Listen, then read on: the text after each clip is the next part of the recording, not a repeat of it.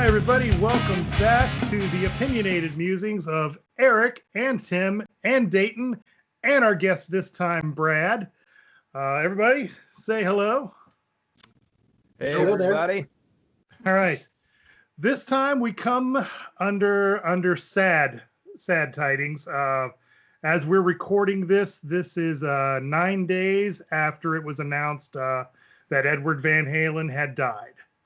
And that was, probably one of the most tragic losses to rock and roll since Jimi Hendrix.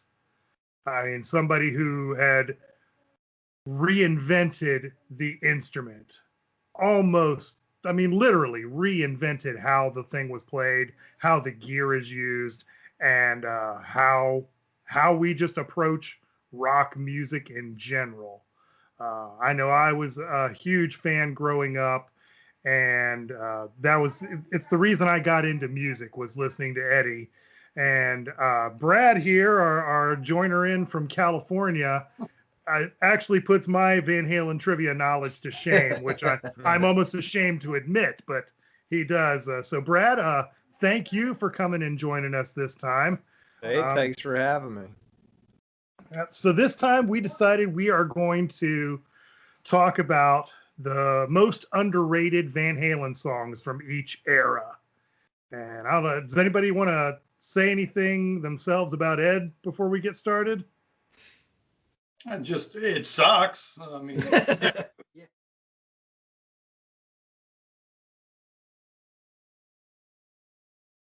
Doing a little more of a dive into Ed as a guitar player and finding a really new appreciation for him, in that regard. And I actually like I like him as a rhythm guitar player more than I like him as a lead guitar player. I mean, his rhythm is just, second to none, really. It gets overshadowed a lot because, his solos are, so flashy to the general public. But yeah, if you really start dissecting the songs, there's a lot more than what sounds like is going on initially. Yeah, a lot of the songs that we've been learning, I find it harder playing the rhythm than learning the leads. I mean, and that's saying something, because his leads are not easy. Yeah. All right. Well, how do we want to get started here? We want to go ahead and jump in with everybody's honorable mentions first? Yeah, I guess. Sure. All right. Well, how about we give the inaugural shot to our guest, Brad? You want to jump in with your honorable mention? Sure. So, honorable mention. My honorable mention is actually not technically a Van Halen song, but became kind of a staple for the band after OU812. After Sammy joined the band in '86, he still had a contract for 2 more albums with Geffen. And so he owed him at least one more solo album, which he did the I Never Said Goodbye album. And during the OU812 tour, he would play either Give to Live or Eagles Fly live. So my honorable mention is Eagles Fly, because when he would start to play it acoustically, the band would join in mid-song with the guitar and the drums and the bass, and it became a staple for the live show ever since then. Especially even something like the 2004 tour, when they got together, they were branching out and playing, digging into the Roth era a little bit more. They were playing things like Unchained and letting Mike sing Somebody Give Me a Doctor and stuff. So to throw in a Sammy song into the set when they're still doing those Dave songs shows how much they still really kind of felt that song was at least those 4, the Sammy group's own song. And it was always just kind of a highlight in the show when they would kind of jump that in. And I've seen other bands do it, like, Guns N' Roses would do it when they would do Patience. They'd start on acoustic and halfway in, kick in the electric, and Def Leppard with, Bringing on the Heartbreak. So I always kind of wanted to see that you can acoustically on like the video for Van Halen Live Right Here Right Now. He does it acoustically, and when they did the Toronto show in '95, that was a pay-per-view special. You got to see them coming in with it. So Eagles Fly. Eddie played bass on that album, so you could tell he was not someone that just sat back and said, "Oh yeah, I'll just be a session player and play bass." You can feel the Edward presence in that song. So my honorable mention is Eagles Fly from the I believe it's the '88 I Never Said Goodbye Sammy Hagar album, which was also featured a lot of times live with Van Halen. Yeah. All right, Mr. Johnson. Huh? What? No. What? Wake up. No, actually, like I said, this was kind of a challenge for me because for the most part, I spent most of my time just feeling really familiar with the singles, And so after I started listening to the library, my picks basically became anything that really grabbed me, anything I was just singing like later, it got in my head. And my honorable mention is I'm the One. Every time that came on, my foot started tapping, my head's going. I'm like, this is just so much fun to listen to. And I love the drums, I love the riffs. It's a great song, especially since it was early in their career and to come out like that. Man, it's like, here we are, we're going to be awesome, get used to it. And that's a great way. I mean, it's the first track on the record, right? It's the fifth. Okay. But yeah, first track was Running with the Devil. That's right. Okay. But yeah, it was just so much, I don't know, like even after I was getting into later albums, I'm still hearing that song. I get home later and it would just get in my head and I'm bopping. I'm like, okay, I got to put that on the list. So at one point I had 6 songs and I kind of narrowed it down to 4. And then I was like, okay, this is my 3. I made my 3 today. So this is my honorable mention. All right, Mr. Brock, I think you're up. Okay, my honorable mention is Without You from the Van Halen 3 album. I think it's got really catchy chorus in it. And I like Eddie's lead that he does in that, how it starts off kind of slow and stuff. And but honestly, to me, it just kind of sounds like if Eddie did a song with Extreme. It sounds more like an Extreme song to me than a Van Halen song. But I think that album gets glossed over a lot, and there might be some weight to that because it's not a fantastic album in my opinion, but that song I think is super catchy, and you almost kind of have to feel a little bit for Gary Cherone because he was kind of almost between a rock and a hard place. Right. I mean, a lot of people that did see that Van Halen 3 tour, that song was kind of a highlight of the tour. It is a good song, but like I said, it's a very different album. You can kind of think of it as I kind of think of it as like how the Kiss solo albums are. They're just, that is a very Eddie getting some frustration out. But in my opinion, Van Halen's worst album still puts them miles ahead of most other bands at their best. Absolutely. Absolutely. All right, well, that brings us up to my honorable mention. Actually, I have 2 honorable mentions because I have to get one out of the way. Cheater! I have a request from my wife to make absolutely sure that I mentioned that her most underrated Van Halen song is Tattoo off of the Different Kind of Truth album. She loves that song. She wants to make it known that she wants this song in our list. So there it is. You're welcome, honey. All right, but my honorable mention is also from the Cherone era. It is the song Once. Okay. I made my notes here on this one. Probably the least Van Halen song ever, but I love it. And somehow Eddie manages to put his stamp on it, which, I love the sound of the solo in that song. It's still got a very Ed sound to it, even though the rest of that song doesn't sound anything like any other Van Halen song you can point to. I read some stuff from Gary Cherone about the recording of that album, where he said that when they were recording the album, the writing process was very free and very unrestricted. And he almost thinks that might have led into some of the reason why the fans didn't accept it as much as some of the earlier efforts. He said he and Eddie had this great writing relationship, and he encouraged Ed to try things very differently than what Eddie had done up to that point. For example, Eddie would very typically write the music and write the structure and then hand it off to the singer to put lyrics to it after the fact. Whereas with Gary would just hand him a lyric, and then they would sit down together with the guitar or with the piano and put it together and try to build it from that direction, which was very different for Ed. Mm-hmm. And so it led to some different sounds. He also said that Eddie didn't listen to a lot of outside stuff. He didn't listen to a lot of other bands. He didn't listen to a lot of other He never rock really music. has. Yeah, that's true. He never listened to much of anything else. They'd say, "Oh, what do you think about this band or that band?" He's like, "I don't know. I don't listen to them." Mm. But he had been listening to a Peter Gabriel album around that time a lot. And Gary thinks that maybe some of that influence is what kind of crept in. And the thing about that album that I think upset the fans is we had a little bit of lead singer fatigue.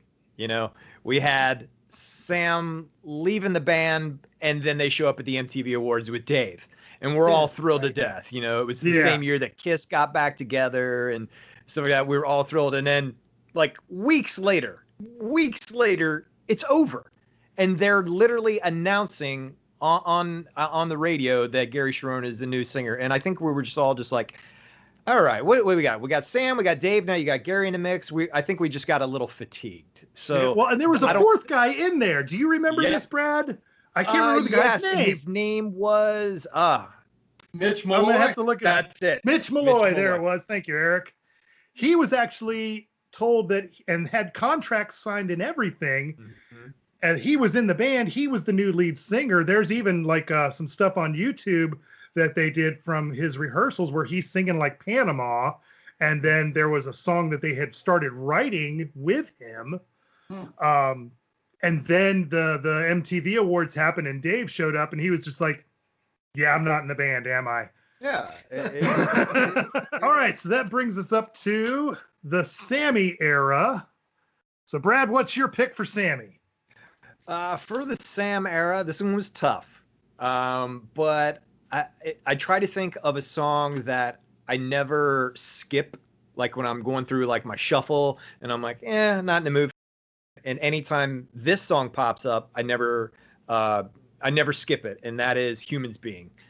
It was sadly the last song that Sammy and the band recorded before the 96 breakup, but it is still like a very just hard rocking. It's a very angry song. Anytime I kind of want to get some frustrations out or something like that's a good song to kind of get the frustrations out. If you saw the video, you see Ed and Sammy like screaming at each other. It's got a great solo in the middle of just like, you can just hear Eddie just full on just angry on this song, but you know, he takes it out on his guitar, and it's just one of those songs that, you know, like you were saying, like even at their worst, they were still the best. You know, yeah. I'm like, it was the song that broke up the band, but it was still better than so many other songs at the time. But yeah, I mean, I'm glad that they included it on the Best of Volume 1 to kind of get the song out there. You didn't have to go to buy the Twister soundtrack. You know, you could have it on there. So it got a little bit more, attention. They played it live in 2004 and it sounded great. So yeah, that's if that song comes on my shuffle, I immediately don't touch it. I'm like, song's got to play all the way. So I might get some flack for this one, but I chose Summer Nights. Now, it was that song. I love the song, and you know, I was worried because it was a single eventually. It was actually the B-side of Love Walks In, and then it was actually the last single off the album. And I feel like it kind of gets lost with the other ones. And but whenever I hear it, I actually flash back to when I was, late teens, early 20s, and I'm just that just sounds like fun. That sounds like a song that was written about just hanging out with friends and doing because you always stayed out late during the summer because it was warm and you had friends and you were out hanging out, and that song makes me remember that time, and I think it's just a fun song, and and it just kind of brings back stuff, and to be fair, I think I actually like more I won't get into that. But we won't get into Roth versus Hagar, but not today. But I just love that song. And it came on, and I'd kind of forgotten about it until I started going through all the albums. And I'm like, oh, yeah. And so, yeah, I actually put this one on repeat a few times. And we would go back and I want to hear it again. I want to hear it again. Were you going to say that you like more Hagar than Roth? At the time, I did, because honestly, 1984 kind of ruined me, because it's like every time I turned on the radio or turned on MTV, it was Jump, it was Panama, and I was just like, okay, enough already, and I just kind of got tired of it. And I'm not a big David Lee Roth fan as a person. I mean, his voice is kind of awesome, but he gets on my nerves. I just, he really, yeah. I mean, he's a great front man, don't get me wrong, but I just, when he's not on stage, I just want him to shut up, and, and I'd already liked Sammy when he joined the band. I'm like, okay, cool. And you can hear the difference in the songwriting. And at that time, yeah, going back through, I couldn't pick one or the other. Going back to the library and stuff, I couldn't pick one now if you paid me. The reason I ask is because, and Tim can probably vouch for this, back in the day, I was Roth all the way. When Sammy joined, it was Van Hagar. I didn't want anything to do with it. But honestly, I got to say, it's like totally 50-50 with me right now. I mean, yeah, a lot of it's got to do with seeing Sammy now. I mean, what is he, 70 or something? Yeah, like 72, I think now. He sounds just as good, if not maybe a little better than he used to. And it's really impressive just how good he still can sing. And I like a lot more of the Hagar stuff than I ever used to. Yeah. Which I don't know why, because as a guitar player, the guitar was good from day one. Right. And so well, that's where I've been all along. I could never pick Dave or Sammy because they were immaterial to me. I'm there for Ed. Yeah. They're two. It's like two totally different bands, though. There really is. Yeah, the songwriting is very, very different in each incarnation. If you look at it like two bands, then there's no reason to like one over the other one. I mean, you can like them both the same amount. Interesting way to look at it. Yeah. Also, kind of in the same way that Dio Black Sabbath sounds as a different band as Ozzy Black Sabbath. Right. It's like there's still good songs in there, but it could be two different bands. But really. Like you said, he said I was like, we want to hear that genius all the way through. We want to hear that guitar god all the way through. We don't care who's singing. I think it was Michael Anthony said something best. He goes, "We make any lead singer sound good." My Hagar era pick is the title track 25150. What? You were gonna pick that one? I was gonna pick that one. I was too. I had a feeling one of you were gonna pick it, so that's why I sent the email out first.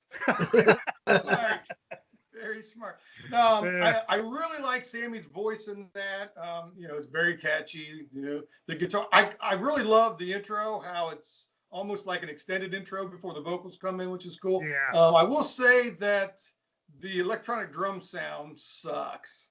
Those toms are gross sounding. They're so like that early electronic set sound. You know what I mean? They were neat in 1986, but they got old quick. I mean, and for such a powerful drummer too, it seemed like such a handicap to have for a guy that had such a thunderous type of beat to go to. That seemed, I don't know. Yeah, it seemed strange. I don't know. I think it was a neat toy that he got at the time. Said, "I'm going to use this for a while. This is fun." Mm-hmm. But the sound over the years, it's definitely dated. I almost wondered if maybe Eddie liked it and told Alex to use it or something. Maybe. Very possible. As a drummer, I mean, Dayton, you can maybe. I mean, I played drums not as much as you did though, but I can't imagine being a drummer and hearing that and liking it. Yeah, no, it's one of those. I mean. Until recently, I mean, obviously, electronic kits have grown quite a bit. But yeah, back then, it's like, what? But yeah, I didn't think much of it either. I definitely wouldn't have made that choice. But then again, I wasn't recording the album, so whatever. And it was 1986. Right. I mean, Right. All right. So my Sammy Era pick is from the For Unlawful Carnal Knowledge album, and it is "The Dream Is Over." That's a good song. Yeah. Really, Carnal Knowledge is easily the best album of the Hagar era, I think, overall. I would agree. Every song on that one, they reached a new level of audio engineering sound brilliance on that album. And the production on that is just something that I think that other bands can still only aspire to. Like nobody else, I think, is matched up to the sound of that album. Mm-hmm. And there were a lot of standout tracks on that album. So I think "The Dream Is Over" is one that kind of gets overlooked a lot. It kind of falls into that underrated category. But it has everything you want in a Van Halen song. I mean, it's got a great chorus hook, that killer, just thick riff from Ed all the way through it. You know, the classic backing harmonies with Mike and Ed, and Al's freaking ride cymbal on that is like, that's just like that'll just cut your head off, man. That is awesome. And of course, Ed's leads, I mean, they're just tearing it up all over the place. And now I got to say, though, since last week in Eddie's passing, the lyrics in that chorus, I mean, they just kind of hit different now. Yeah. So that song sticks out to me now. Yeah. What I hope out of this is, because like I said, just like you guys, I've been listening to Van Halen nonstop, and every night I walk my dog, I got my headphones in, and I'm, just shuffling through all of Van Halen songs, and every one of the Dave era songs sounds amazing on my headphones. But even with the volume all the way up on those three Sammy albums, I'm like, I really feel like I'm not getting it all. Please remaster those Sammy albums. Yeah. I see a lot on Spotify. There's the 2015 remasters of a lot of the early stuff, but nothing of the Sammy era. Yeah, they need a remaster. 6 Dave albums have all been remastered. Like in 2000, they did those. And the only time you get remastered versions of those Sam songs is if you bought the Best of Both Worlds Best of compilation. So I'd be shocked. I mean, wouldn't we all be shocked if they didn't do it now? Now that Eddie's gone. I mean, I think they're gonna, because there is so much renewed interest now. And that's one thing. I found myself not only upset that he had passed, but mad that, and of course, for the last few years he's been sick, so understandable. But mad that all that time that they could have been doing something. They could have been working with somebody. Didn't have to be Roth or Hagar. Could have been anybody. Or just Eddie and Alex get in there with a bass player, with Wolfie or whatever, and record instrumental stuff. I'd been all right with it. But part of me was mad that there wasn't more. Yeah. Or at least, I get that. If they would have went like how Jimmy Page has done with the Led Zeppelin catalog, re-releasing each album with extra songs and those box sets and stuff. Remasters are great too. Yeah, they are. Yeah. Metallica has done it with the first couple albums. Def Leppard has done it. I was like, okay, go all the way back and start from the first album, and maybe just every couple months release one with, and throw those, those very first shows when they were opening up for Black Sabbath. Then, give us some of that and work your way through the catalog. Let's just hope that it's not just, we're just going to throw out another Greatest Hits Volume 3. No. I want each album totally remastered. Yeah. I want like a thick handbook in each one of them with rare pictures and stuff. I wouldn't be surprised. Tablature. There's been a lot of bands that do those box sets now, that has like all the records redone in one big set. Like Matchbox 20 just did one where all their albums are in one big box set, and I actually ordered that already for me and my wife. But it's one of those things I wouldn't be surprised to see something like that too. And just, it'll be pricey, but people are going to buy it. And I'll be honest with you, I've been looking lately at the, they came out with a version of the Frankenstein guitar, the Frankenstrat, whatever you want to call it. And, that's a guitar that I would never have looked at wanting to own, because what are you going to do with it? I mean, hanging out and look at it because it's cool. But if you go to a gig and play with it, if you're going to play with that guitar, you better play like Eddie. Yeah. You're right. But I You're gonna walk out with the headstock sticking out of your pants, and what a cool guitar! Like much like this was. I don't know if you can see it. Well, you can't from there, but my Ace guitar. That hangs on the wall more than it gets played. And that I can see that Eddie guitar doing the same thing, but it's just so cool and iconic looking. Yeah, so it'd be cool to get one of those. That's something about Ed that I think a lot of the general public doesn't really get, is the influence that he had on guitar gear.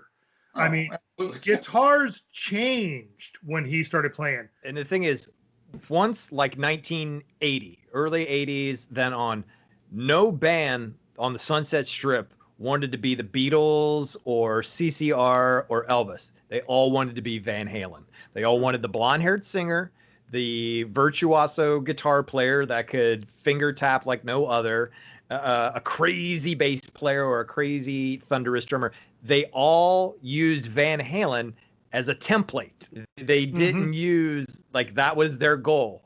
Their goal wanted to be, because Van Halen was the party band. They were also a band that critics kind of had to give it to. They're like, well, are they bad boys and do they mess around and stuff? Yeah, but music's pretty good. So they had this street cred and a critic cred too that every one of those bands strived for, and they all tried to manipulate that sound that he said that he made by mixing those two guitar sounds together. And you can bet none of those bands were that tight.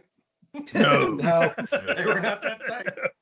No. Even when Van Halen was loose and falling apart, they could still bring it together in a heartbeat. They only made it sound like they were loose and falling apart. They knew exactly what they were doing. Yeah, I think you're right. Yeah. If you watch Penelope Sphere's Decline of Western Civilization Part 2, The Metal Years, every one of the bands that she talks to says, we just want to be like Van Halen. I mean, they all say that they want to be like, and none of these bands you've ever heard of from anymore. Yeah, I like a lot of them bands, so watch it. Oh yeah, I like a lot of them, but a lot of them that were like the jerks on the show or in the movie were like, Odin, we don't see you anymore. Right, yeah. All right, so what's that bring us up to? Did we all do all four Sammys? Yeah. Did you do yours? All right. Yeah. Yes. Dream is over. Yeah, dream is over. What was it? I forgot. Oh, yeah. Well, we went off on a half-hour tangent there. Yeah. All right, so we're going to jump into the David Lee Roth era. Brad, what's your pick? Another hard one for me to do, but a song that I only started to really love till about maybe 7-8 years ago, and that's Light Up the Sky from Van Halen 2. It was the song that opened up their very first headlining tour.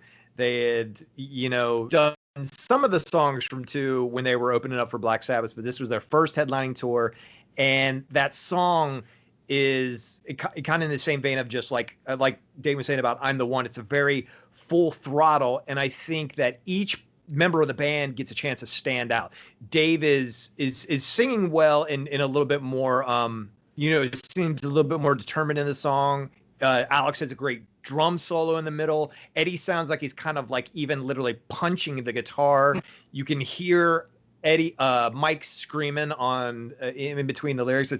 I was very glad because after the Women and Children First tour, it kind of disappeared.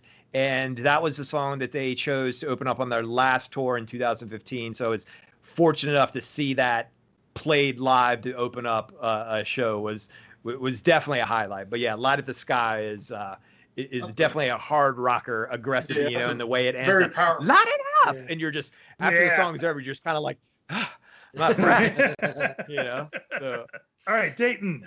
Okay, so one thing I will say about the early years with Roth was I like some of the different sounding songs, like of course Ice Cream Man is just a fun tune or whatever, but things like that. And when I was listening to Women and Children First, Could This Be Magic came on, and I kept, I like this, and I would listen to it. It is a fun song, and it kind of doesn't.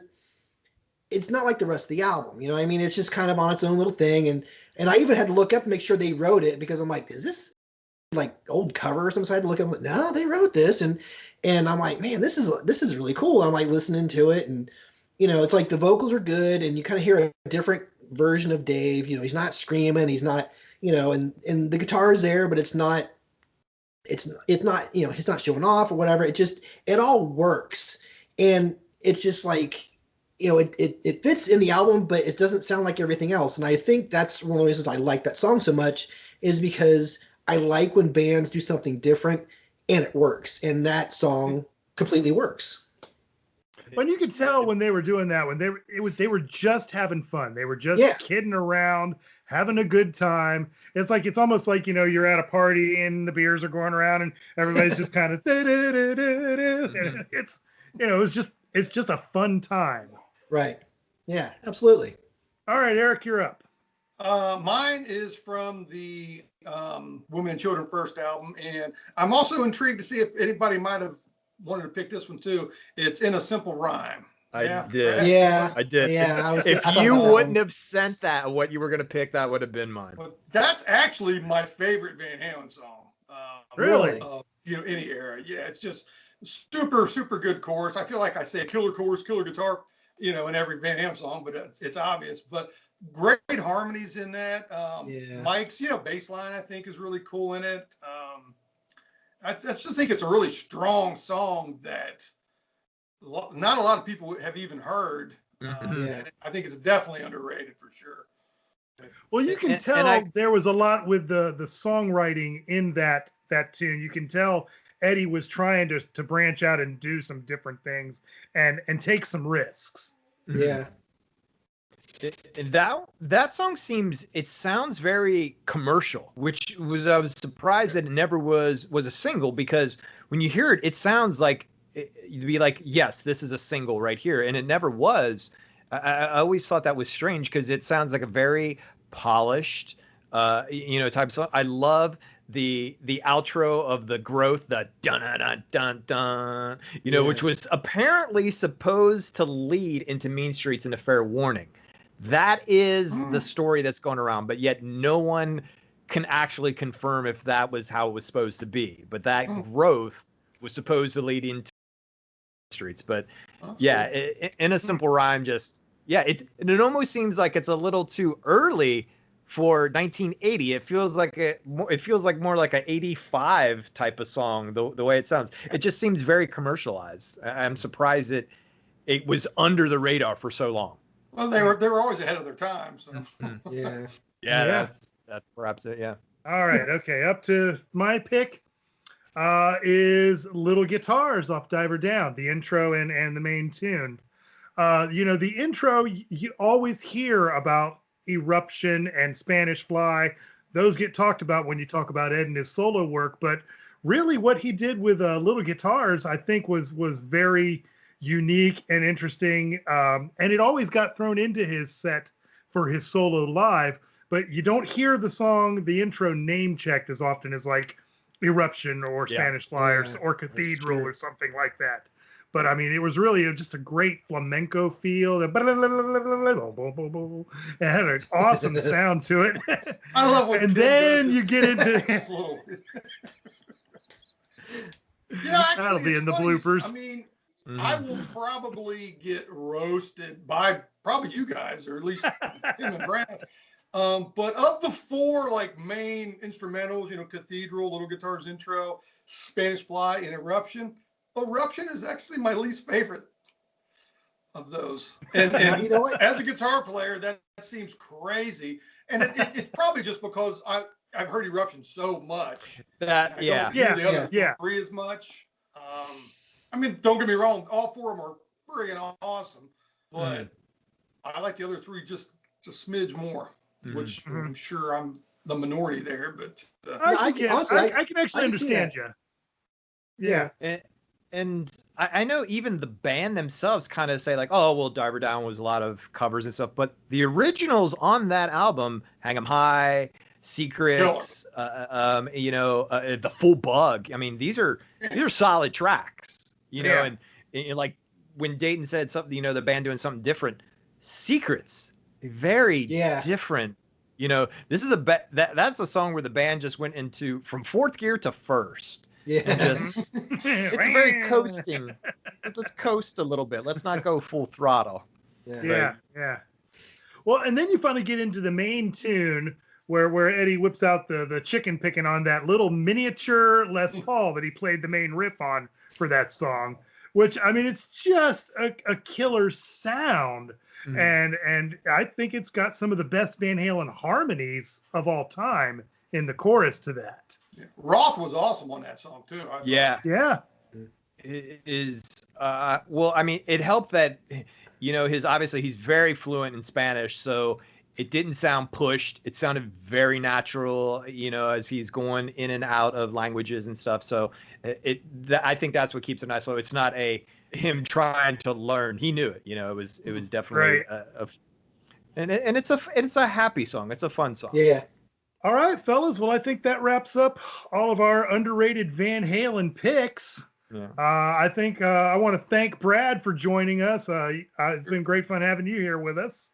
Yeah, I'll say one thing before we throw on the Van Halen legacy is that I mean, I've been fortunate enough to see the band 9 times live, and I've seen them with siblings, best friends, spouses, and every time I've gone, it has been an experience. And every time that I've gone, the person that's with me got to finally feel that same feeling that, you know, that they hear me talk about all the time. And it's like, if you just sit here and watch, and I was fortunate enough to meet the man once, and it was, I mean, just a highlight of me. He was so humble and so sweet. And so I'm trying, out of taking all of this, is to think of the least that, thank God we've got some amazing music to last longer than any of us will be here for. And so, I mean, it is a terrible loss that, you know, the world has suffered, but think of everything that we have. And like I said, it's been a fun ride. As Dave said, he posted a picture of just, I think that was his first comment. He posted a picture on Twitter and he said, man, it's been a fun ride. I agree. I concur with David Lee Roth. Yeah, somebody had said that just be thankful that of all the years that the Earth's been here and all the people that have been on it, that we were lucky enough to be on the planet at the same time that Eddie was. So, I thought that was kind of cool. All right. Well, if you guys have any comments you want to pick for your Van Halen underrated tracks, put them down in the comments. You know, leave us a thumbs up, or, you know, go off on your own flame war about it. We love reading what you guys have to say about our lists. And like Brad did, he sent us a video of his response to our last Van Halen video. So I want to thank Brad for doing that and for coming on with us. I did that in a way of like, man, that looks like a lot of fun. I want to play too. That's literally what that was. I was like, I'm going to play.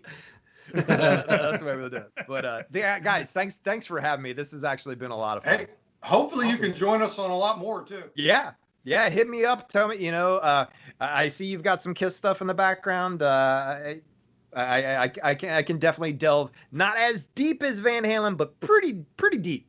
You might not want to get me and Tim going on Kiss though. That's fine. I can go. I can do it.